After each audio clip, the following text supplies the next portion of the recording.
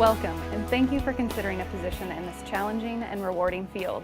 To put it simply, the main mission of child welfare services is to provide safety, permanency, and well-being for children. The job can be rewarding, complex, stressful, and sometimes a bit frightening. It's very important that you understand what the job entails before you accept the position. We want you to realize just what you would expect before you go any further in the hiring process. We want to make sure that the job you are seeking is a good fit for your skills and your personality. We hope this video helps you in making this important decision.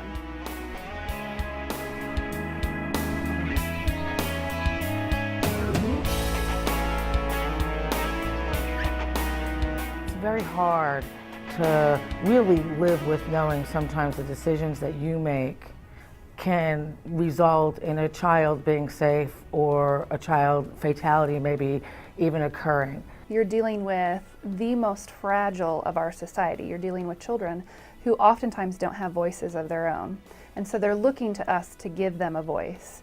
Well, I think in getting involved in child welfare, it's a job that you have to be a caring and compassionate person. You have to want to be able to have, I guess you would say, that helping spirit, to be, wanting to help, but also you have to be organized. Your peers and your coworkers understand best, and sometimes you're your only resource in that way because your friends and family don't. They don't get it. They won't understand the nature of the work that you do and how emotional and exhausting it can be.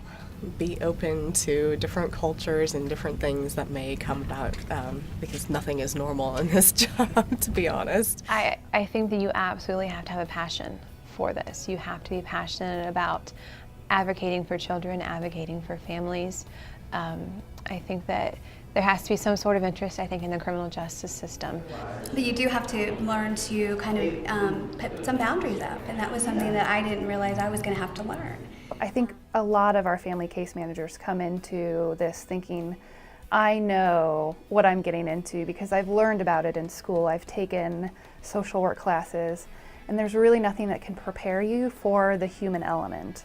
You just say how and why. Why do you have a 8-month-old with, anal tearing or sexually transmitted disease, or a pregnant 10-year-old, or a case last week, just bruising, battering, broken bones, retinal hemorrhaging. Child welfare is not law enforcement. It's not about going into a situation and building a case against these horrible people who did this horrible thing to this child. It's about looking at a situation objectively, not passing judgment, recognizing that sometimes bad stuff happens, people make mistakes, and then going into that situation really open-minded and seeing how you can help that particular family develop whatever skills that they need to ensure that the child is safe going forward. Not only do you have to be compassionate, you have to be strong and tough and be grounded, but then you also have to be prepared for anything, organized. You have to have excellent writing and grammatical skills and be able to articulate what you're trying to say, and that's a lot to put into one person. I think the good and bad of seeing all the emotion in this job kind of counter each other, and that's the only way you survive. There are a lot of highlights and a lot of good that you do, and that helps you shoulder the inevitable amount of pain and suffering that you do see. You have to be able to, after 21 years, still cry and be able to feel for people, but leave at the end of the day and go home and know that things are going to be okay there. And I don't even know that I really knew what I was getting into when I took this job. I think I had the blinders on, but for some reason I took to it, I loved it, and I stayed.